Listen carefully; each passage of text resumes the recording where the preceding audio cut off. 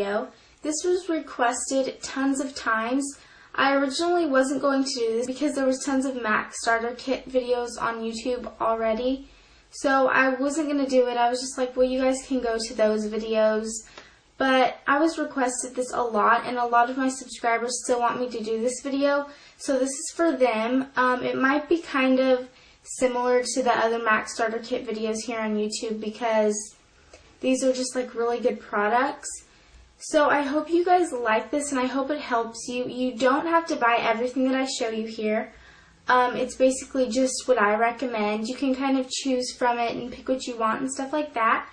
So let's get started. First, I'm going to start off with face. I think I'm going to go face, eyes, and lips, and then brushes.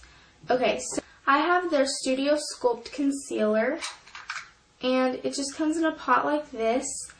And I didn't really like this, but I'm starting to like it again. This isn't my color. This is NW20, and it's too light for me, but I think I'm just going to get a darker color because I do really like it. It does cover up a lot. It is kind of drying, but it still does work very good. So I recommend getting one of their concealers. I really like Studio Sculpt. I have tried Studio Finish, and that one's pretty good too, but I really like Studio Sculpt. Okay, next for face is the Mineralized Skin Finish Natural. It's a very good powder for like after your foundation, or sometimes I just use it like as my foundation. Sometimes I won't even wear foundation and I'll just put this on, and it just gives you a very natural look. And I have it in medium plus, which might be a little bit too light for me, I think, but it's going to start getting winter. So my skin is going to lighten up, so I'll be able to wear this a lot more. But I really recommend getting a Mineralized Skin Finish Natural. I've had this one for maybe over 2 months or something, and I still haven't even made a big dent in it. So I really recommend getting a Mineralized Skin Finish Natural. It gives your face a very natural look. You will not regret buying this product. It doesn't harm my skin in any way. It's just very nice. It gives me pretty good coverage. So this is something I definitely recommend looking out for like a first MAC product. For blush, there's one blush that I really like, and I think that will go good on every skin tone, and that is Well Dressed, and this is a satin. It's just a really like light baby pink, and I have kind of dark skin, and I thought this would be a little bit too light for me. And if I just put one swipe of this blush on, it's a little bit light, but you can kind of put on how much you want and deepen it up. So I think this blush is really good for all skin tones. You don't have to get this one. You can kind of pick any blush you want. But if you're really not sure on which blush to get, I recommend getting Well Dressed. Okay, for eyes, you need like a primer or a base before you put on your eyeshadow. MAC has paint pots, and these are just like kind of a eyeshadow base that will make your eyeshadow stay on long, prevent it from creasing, and make the color pop. I really recommend checking out Painterly. This is just like a skin tone color. It's like no shimmer or anything. This is good for all of your looks. It will go with every single thing. So I recommend getting that one or checking out Rubenesque. Rubenesque is a very pretty like gold pink. So I recommend getting either Painterly or Rubenesque because they will go good with a lot of different looks. Make it stay on longer, and these are just amazing. I love paint pots. I think these are about $16.50. They're definitely worth investing in.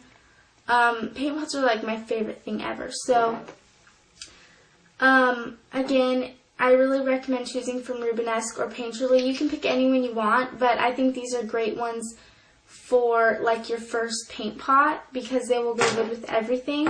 For eyeshadow, I have 3 eyeshadows that I recommend getting. First is All That Glitters. This is just a very pretty like light brown with shimmer. This goes good with everything. Sometimes I'll just put this all over my lid and be done. This eyeshadow you can never go wrong with. And another one that I like is Mulch. This is like a brown with shimmer. This is my favorite brown eyeshadow right now. And I just really like this one. And I also really like Brulee, which is a satin. This is the one that I use for my highlight most of the time. This is like my favorite highlight color. So I would really recommend wearing All That Glitters on the lid, Mulch in the crease, and Brulee as a highlight. I think those colors would go really good together and just make it really nice, and it's a good everyday look if you just can have 3 eyeshadows to pick from. And you can also get a 4th eyeshadow for like an outer corner. For eyeliners, I don't wear MAC eyeliners because they irritate my eyes very badly, but they don't irritate most people's eyes, so you can check out their eyeliners. I know that the Eyekols are waterline safe and the Technical liners are waterline safe, so you can go check those out. As for mascaras, MAC mascaras, I do not like MAC mascaras.